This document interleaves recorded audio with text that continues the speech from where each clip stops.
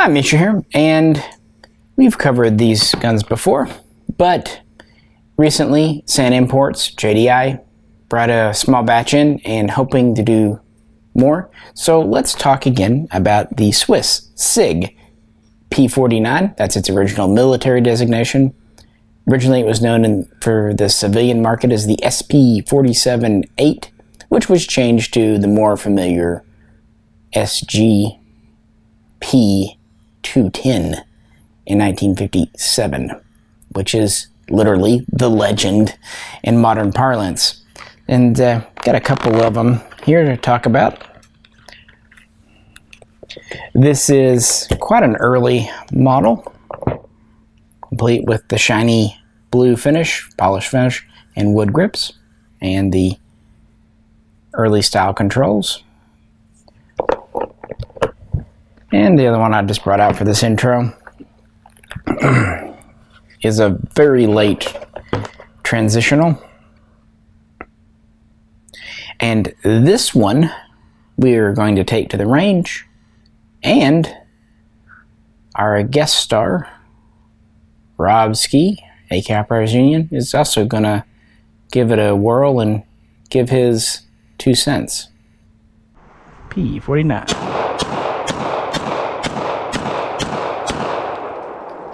It's smooth, I'll give it that.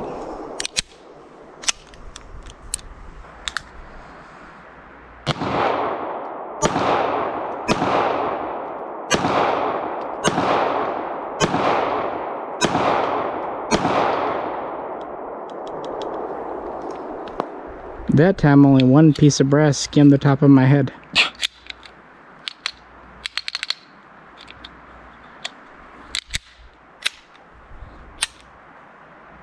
Yeah, it's nice. I like it. So, kind of an in-depth dive on this pretty popular, pretty famous, very well-made gun. But first, because it's me, let's talk about the history, and then we'll talk about the variations and all that fun stuff. So this is going to be a long one. Might as well get started. Once the SP-47-8 was formally adopted as the Swiss military's next service gun, the pistol 1949, P49, it actually changed rather little. Some of the very earliest military guns have some unique features, kind of harkening back to the 47, but it was pretty well solidified. The overall commercial name, of course, would be the Swiss P210, P210, with the -2 being the version for the Swiss military. Of course, the -1 would be the initial commercial version, and, you know, we can talk later or in another video about the various dashes. Most of the other ones were either for police users or competition shooters. But from the outset, of course, this gun was always meant to be accurate. I have 4 laid out here, and these kind of signify the batches. And the first 3 are actually all quite close together. After the first 21,000 were built, the remaining pistols, about 90,000, were more or less unchanged for the military contract. But there are differences. Now, from this side, there's only a couple that are apparent. The wood grips are most obvious. From about the original, 1001 serial number up to about 1009710000, they would be there. Then they would transition over to checkered black polymer or Bakelite grips. The earlier ones would have kind of separate escutcheons for the screw, but soon, by around serial number 120,000, they would somewhat simplify the grips, molding the escutcheons right in. Minor thing, but there you go. And that's really the only major thing visible from this side, although there are a couple of others, but might as well flip them over. We can kind of get in to more of the details since they're on the other side. The first three variants, sometimes referred to as first three contracts, or sometimes they're referred to as the contract 1, sectioned off into parts 1 and 2, are actually very similar. All of them will have the wood grips. All of them have a high polished finish to the metal for the frame and slide with a pretty high luster blue. They will have the trigger and hammer left in kind of the natural metal. And early features that are pretty unique, they have a flat checkered slide release. This will actually be kept for quite some time. And we have a different style of safety. The leading edge here is smooth, but the top and bottom are actually serrated. And the trigger is a little different in the shape. And initially, these did not have half cocks for the hammer, but this one does, even though it's part of the second run. Those were retrofitted, and it was quite easy thanks to their whole removable trigger pack thing. So what's the real big difference between the first variant and the second? By the way, the first variant ends with serial number 103200. The magazine. The initial deliveries had the magazine in the white, much like the trigger and again the slide release. The second batch, which started off there, would run up through around 17, 20, 10. It was literally 4,010 pieces going up next. It had the magazine blued, and from what I understand, and I very well could be wrong, they always intended to blue the magazines. It's just that first run they weren't, because they were still getting production up and running. Maybe they thought, as with Luger mags, they could get away with leaving them in the white, but there were corrosion issues, things like that. Otherwise, it's a single stack 8-shot mag. Some people will try to take a blued mag and strip it down to the white, but you can kind of tell when this has been done because of the polishing and everything. They're just not quite right, if that makes sense. On the other hand, these were never serialized to fit their guns, and they don't really have a lot of markings going on. But yeah, that was kind of the major dealio. The third variant, which is actually the least numerous, with only about 2,500, ending around serial 197 210, was I think I said that, 17210 ending here, 19710 ending with the third, so 2,500 pieces. It was the first to introduce the half cock as a safety feature, and again, most of the earlier ones were retrofitted to have it.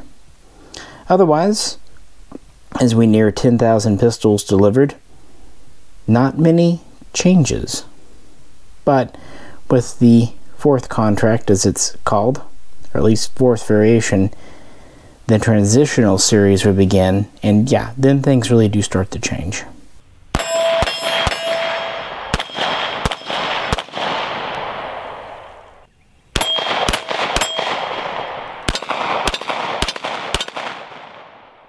So Misha asked me about to give you the impressions from shooting this beautiful piece of the history, collectible item, no question about that, pistol. And I'll tell you right off the bat, I did not have a good experience with this pistol. And there is a simple reason for this. As you can see, hopefully you can see it from this angle, the sides of the pistol grip pads are not thick enough for me, and I have a long, I'm not that, I'm not that crazy, not that weirdo. I don't have a very large hands, but I do have a large hands. So I was struggling with my grip on that pistol to have it really nice, solid, positive grip. And if you will see, this is of course the P226 later edition of the SIG pistol, and you can see the difference in the grips. So this one is much more comfortable for me, and I can secure it and, you know, navigate and do all the crazy ninja shit and things like this. But that was not the case for those pistols at that time.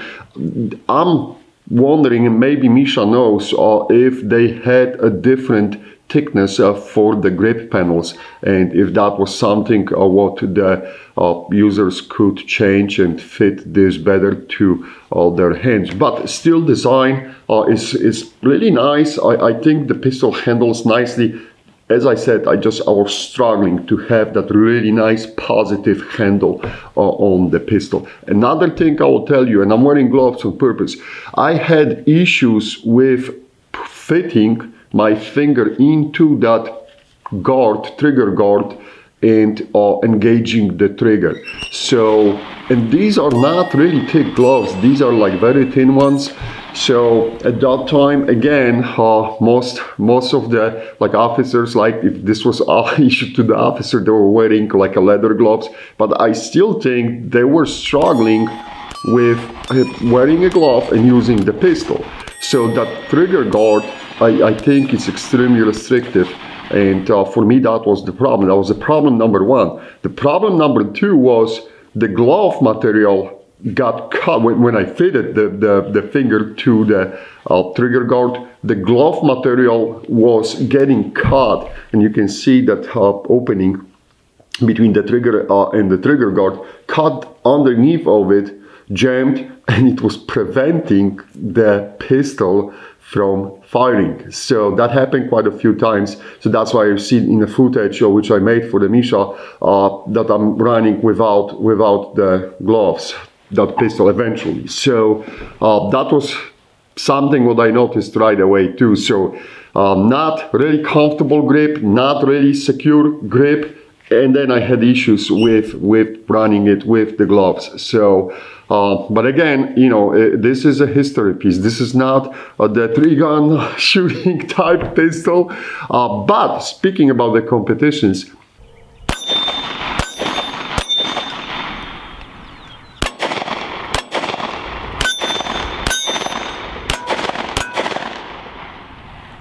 accuracy of this pistol is absolutely amazing, and I was using just bullshit target ammo, white box Winchester, so this is not like, you know, anything special, not the reloads or anything. So but and I think there is a footage of me when I'm shooting like from the barrel, when I'm supporting the front of the pistol against the barrel, and you cannot see the target, but I was engaging the target at 100 yards and I was ringing steel without any issues. So I would say that this is very, very accurate firearm. On that note too, that trigger is very light. I would say that this is a target shooting trigger. This is like a target competition shooting trigger almost in that firearm, which is, you know, surprising taking into account the background and everything. You would expect a little bit more resistant trigger, but that's what is happening here, and probably that's why it contributes to the great accuracy. Like literally from 25 yards you can keep putting shots into the same hole if you will try it out. But for combat pistol, right, or the military work or police work, I would say that this is a very, very light trigger on that firearm. So these are like my handcuff notes about how I use it and what I experienced and how I went through it. So now going back to the Misha for the rest of the video and the summary, and I'll be willing to hear what he has to say about that beautiful piece of the firearms history. P49.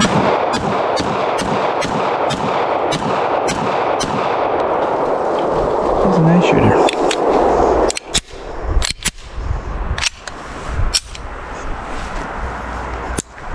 Fingers are too short for that safety. Do you feel like it's got a lot of climb shooting one-handed? Honestly, no, because the slide is not terribly massive, and compared to later SIGs, it has a relatively low bore axis compared to like the 226 and later guns. Initially, the biggest change would be going to the synthetic grips.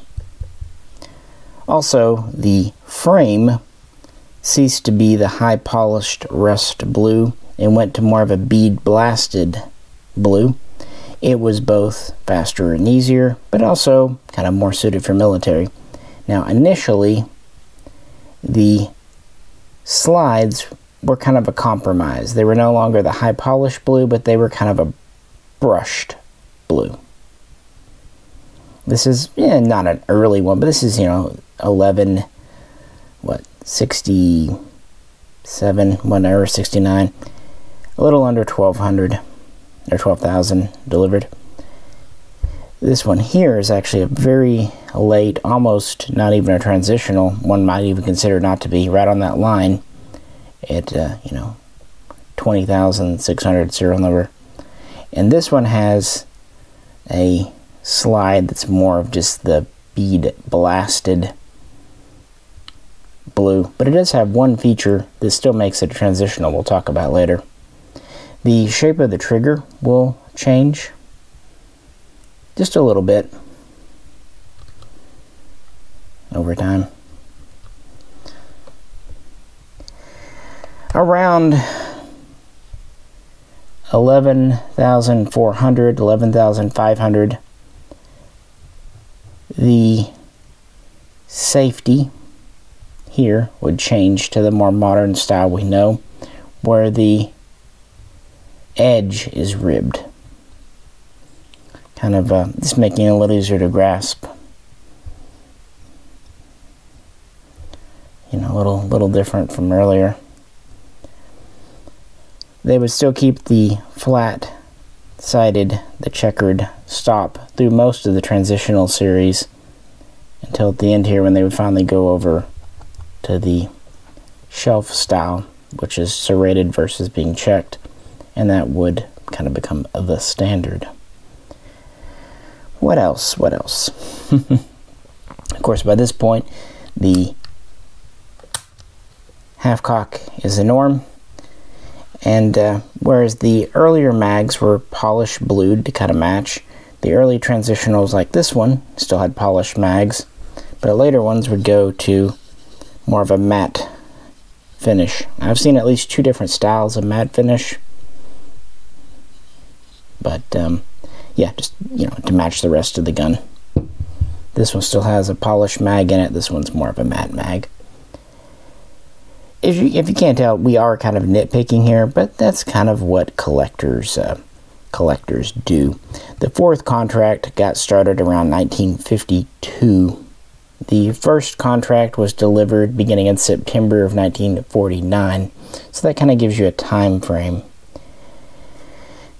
Not much else changes. The sights, the internals only have very slight alterations. In the 60s, they would improve the heat treatment for not only the slide, but also the barrel. And very late in production, I'm not even sure if any of the military guns had them, but some of the P210s would have injection molded metal parts, MIM parts.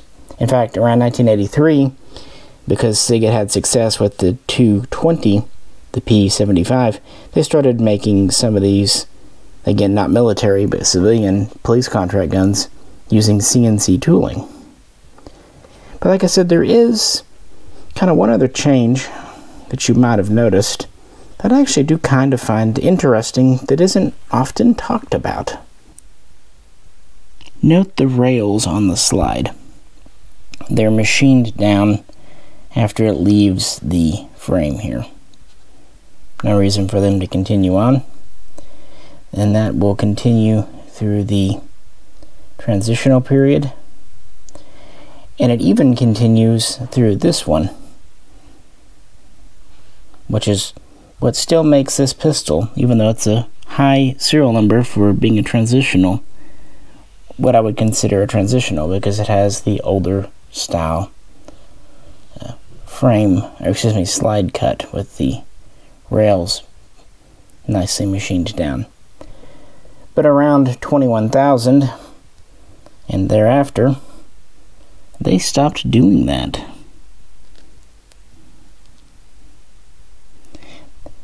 Now, they were always there. They were just machined off as part of the process. And actually, it makes sense to leave them on. They don't hurt anything being there. I guess something could get stuck in there, and that's why they originally machined them off. But leaving them on gives more guidance as they come back through. And it just saves some machining and polishing. But yeah, they would go to this style here, and this would stay pretty much the same all the way until the 113,110th pistol was delivered around 1972, maybe 1973. And then, of course, this was declared and replaced in 1975 by the pistol 1975, the 220. But, of course, it would take quite a bit of time for these to shuffle out of service and the new guns to shuffle in. So, the P210 was still very popular in the 1980s. Now, Jroe with the P49.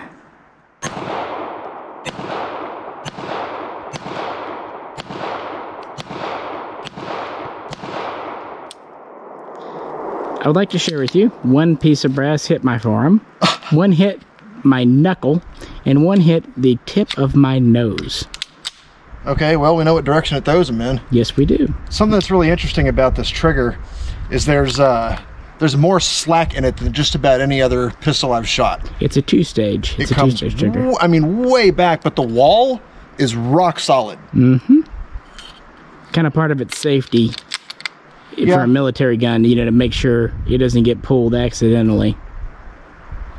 Yeah, no, I mean, I like it. I mean, it's got, like any older pistol, the sights are a little on the primitive side, but and they do make more fancy target diopters that can drop in. Those are just the military sights. Well, and I'm shooting at something that's probably about I'd say 30 yards or so, and it was still, it was still on point. So, well, interestingly enough, the first ones, they actually were kind of zeroed at about 30 meters, and then later they drew that out to about 50 meters.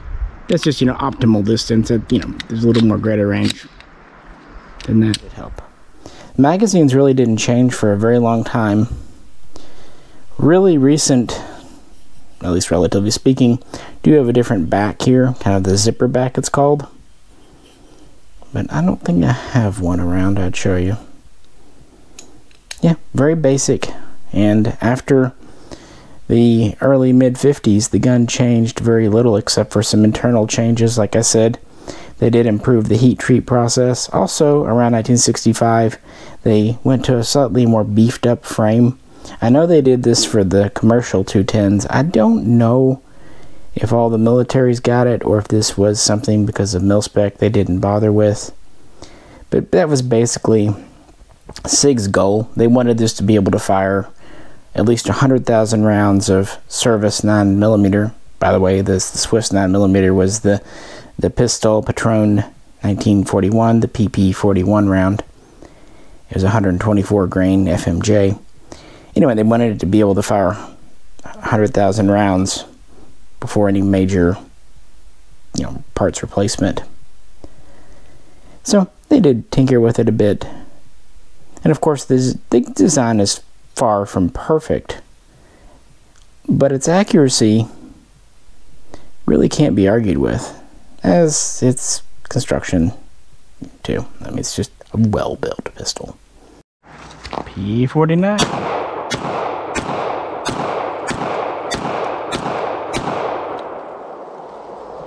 Hell open.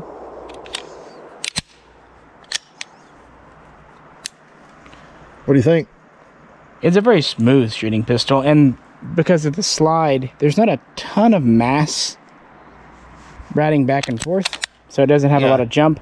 But the first time I was kind of lower on the grip, and this time I went a little bit higher, and I did feel a bit of more of a hammer bite than a slide bite. So if you choke up too high, it was not not the worst at all, not breaking skin, but I noticed just a little bit of a pinch. Here they are flipped over again. Here's one back where you can see the internal rails. There were 4 serialized parts on the military guns: slide, frame, barrel, and the removable trigger pack.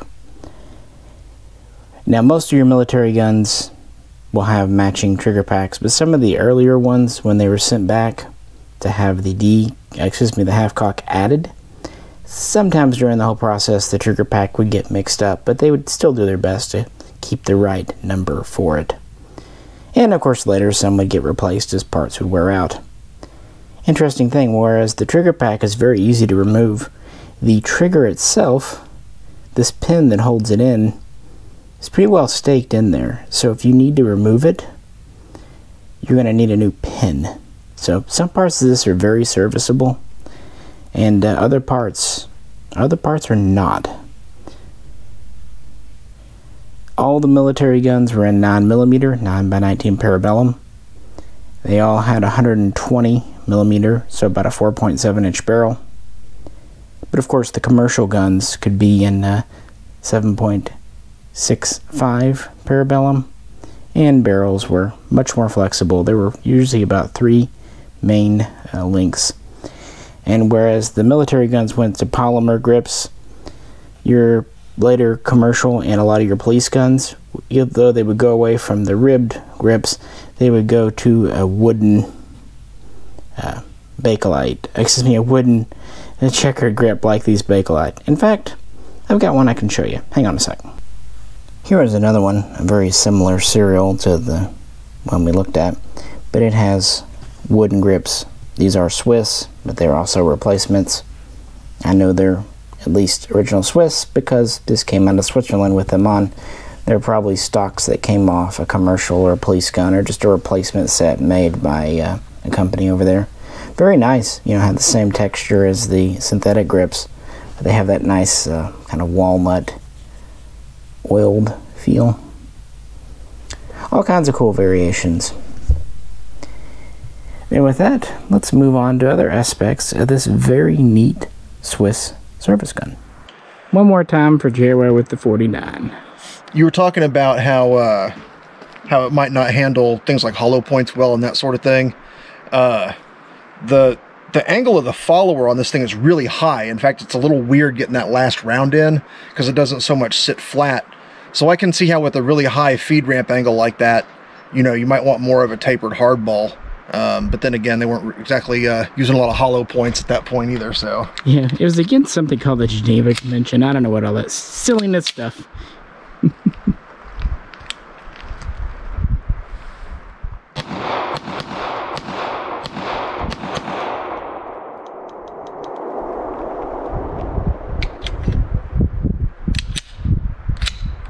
It goes bang. So, the real question, do you like it more than the 1911? No, not a chance. But, you know, that being said, the only real complaint that I've got is, you know, I mean, the mechanics are a little old. The sights are basically just a notch and post. You know, I mean, I think if you could, you know, bubba this gun up by fixing your sights up a little bit. But no, I mean, it's smooth. It's easy to operate. You know, obviously I'm more of a fan of the modern day mag releases than this bottom release here. But no, overall, it's a great shoot. Well, and about the sights, they are dovetailed in. They're not part of the slide. And you better believe, being Switzerland, they had all kinds of fancy sights, including diopter sights, much like you'd find on a K31 or even a later PE90. They were planning for that to be a target gun as well as a service gun. Sure. But yeah, that's the straight service version. The target versions have a lot more going on, a bigger grip. Yeah. And later ones even have a Browning style mag release, you know, button style. It is definitely like a two-hand reload though. Oh yeah. You know, you got a little extra lip here on the magazine. To strip that one out, you'd basically have to strip it and throw it. rather than dropping it. But, you know, that's fine. Yeah, but imagine dropping a mag in either the snow or on a mountainside or both. Right. Yeah, and those mags are expensive, so damn it. Alrighty. Well, let's go back in time and talk about how the whole P49 came to be. Of course, Switzerland was actually the first nation to adopt the Luger, and their version was in 7.65 Parabellum. The first was the 1900, made in Germany, and then the 1906, and then that was made in Switzerland eventually. In 1929, they introduced this version here, the model 0629, or just 1929. This was designed to simplify, streamline from mass production, but also to make a more reliable pistol, including enlarging the grip safety. But it was only a temporary thing. They would actually build these right up through World War II, discontinuing around 1946. But they wanted a newer pistol, and they wanted a pistol perhaps firing something more powerful. And one of the early efforts, done by SIG primarily, came in 1937 when they purchased the production license rights to this gun, the French Model 1935A from SACM. And it wasn't quite as random as you might imagine. The designer of this pistol, Charles Gabriel Petter, was actually originally Swiss. He was from Switzerland. So, plus France being a neighbor. But that didn't mean they were just going to produce this and move along. That was just one thing under consideration, kind of keeping their options open. They would start to build a few concepts and prototypes, but really in 1941, the first military Swiss loading of 9mm Parabellum came into existence, known as the PP49, and with this kind of specific, it was a 124 grain FMJ round, available in 1942. They opened the field up and began testing of other designs to see what they did and didn't like. In that year, 5 designs were tested, evaluated, including the American, the Colt 1911.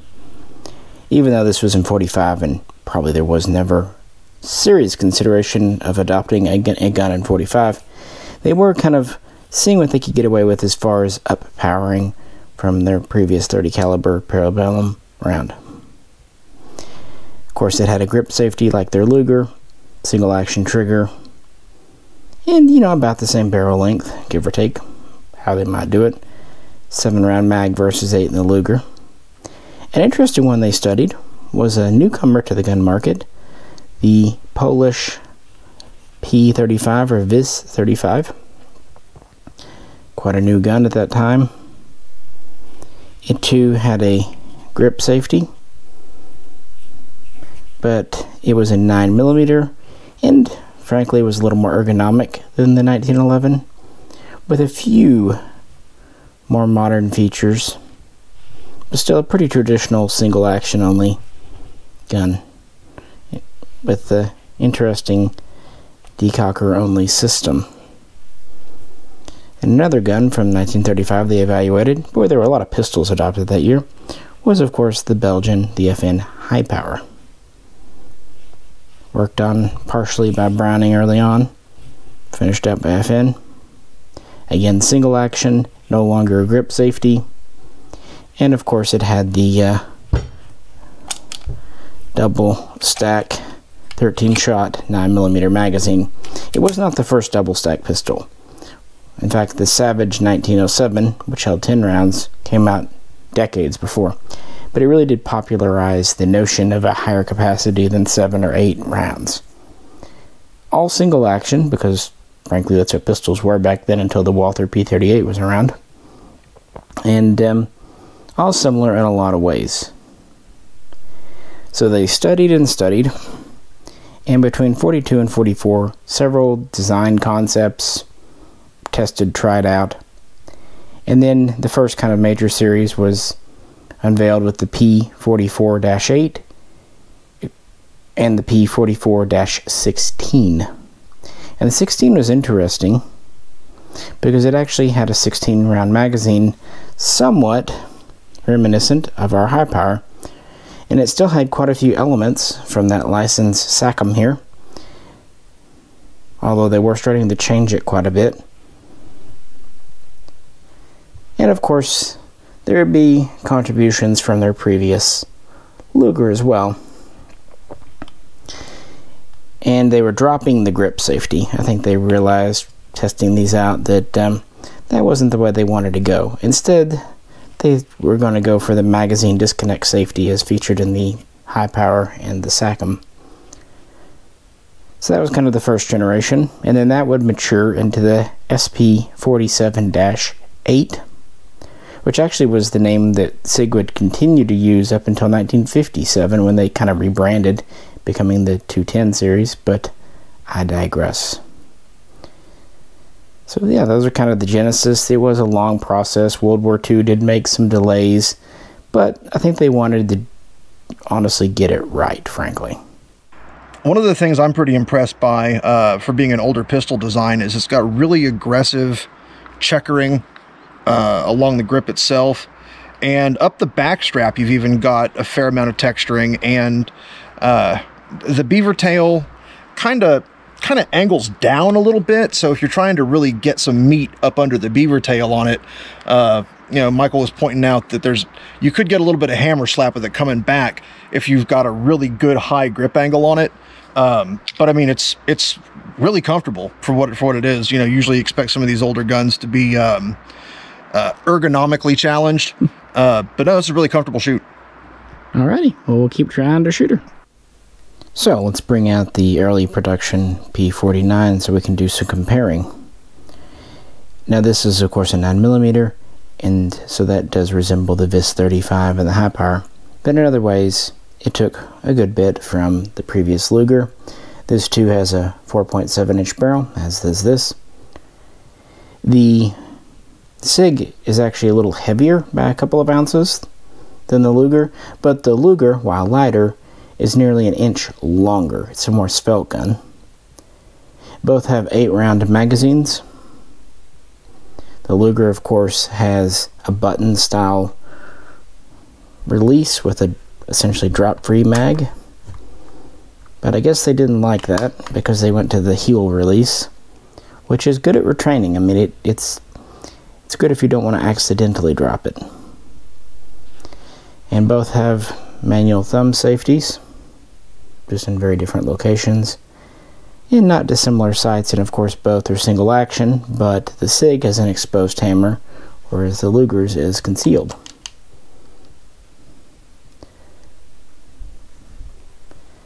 From the French design that they licensed, they did change quite a bit, but maybe not as much as you would think.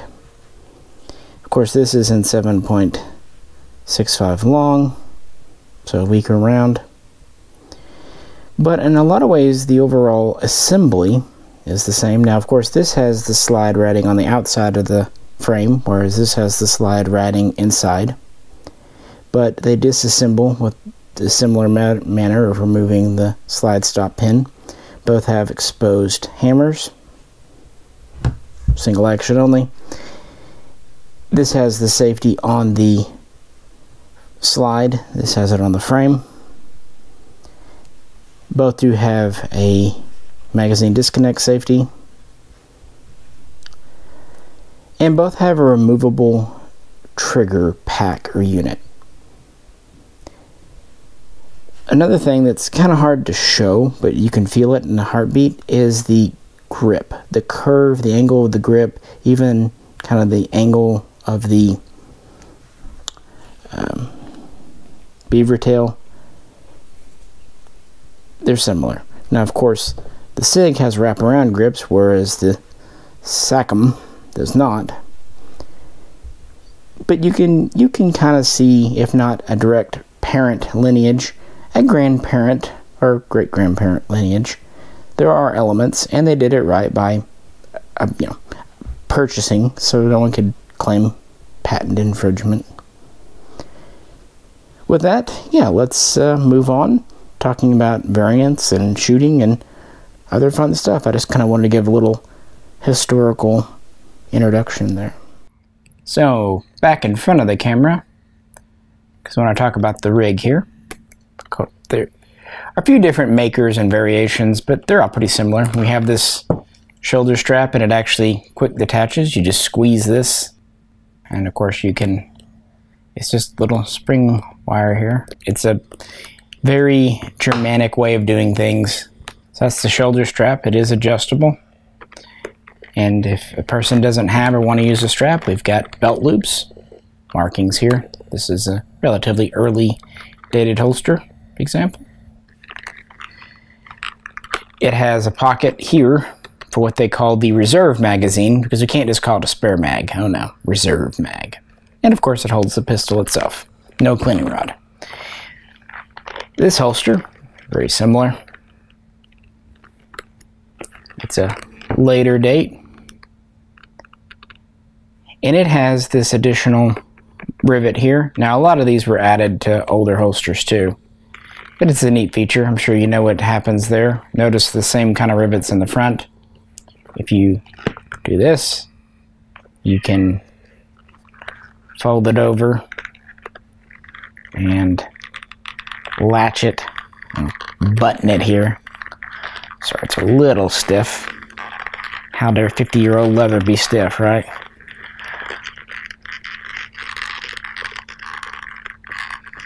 It's gonna do that to me. I will get it on. There we go. Told you I would. Probably hasn't been done in 40 years. Yeah, it pins your flap back, meaning you have ready access to your gun here. You still have this kind of protective flap here, but nothing holding it in but gravity. So don't go upside down. And then of course your spare mags here, and this lip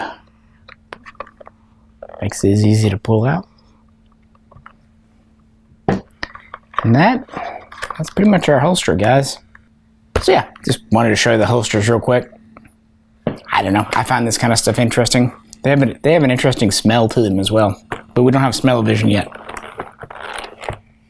With that, let's move on. Well, really appreciate you hanging out today. Hope you enjoyed this look. It is a really nice gun, and you don't see a lot of the wood grippers here with the polished finish. It's a very smooth gun. All this has got the Attenfetten grease still in it, quite a bit. Of course, magazine disconnect. The mag is actually quite smooth on this. I think it's because the gun has that polish bluing. Could just be that it's older and more worn in, frankly. Quite a nice trigger. I like this checkered. It's attractive, but I completely understand why they get rid of it. Here we have the classic Swiss crest. But, as Jroe pointed out earlier on, these synthetic grips give a much better grippy surface. Actually very good for the 50s. And having a more of a matte finish is kind of the same. And it was cheaper and easier to do too. Shows scratches and rust less. And it's not... This mag is a little rougher going in. Let me pull the spare mag out. This is the one that actually came with it. Yeah, that's a lot smoother. I think this one's just a little coarse because it hasn't been used. To me, the mags go in a little easier than they come out. Could just be me. And it's still very much a smooth gun. Still very nice trigger.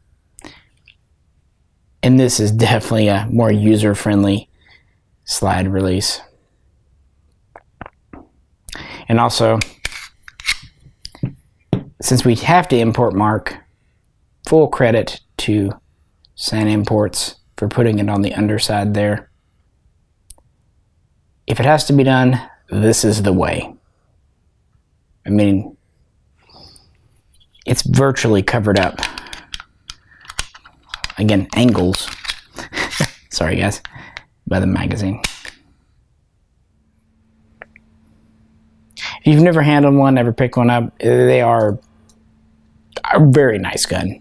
And full credit to JDI for where they put the import mark like I showed you earlier on the underside. That's the way to do it. This is definitely the way if you have to do import marks, where things like mags, just hide them.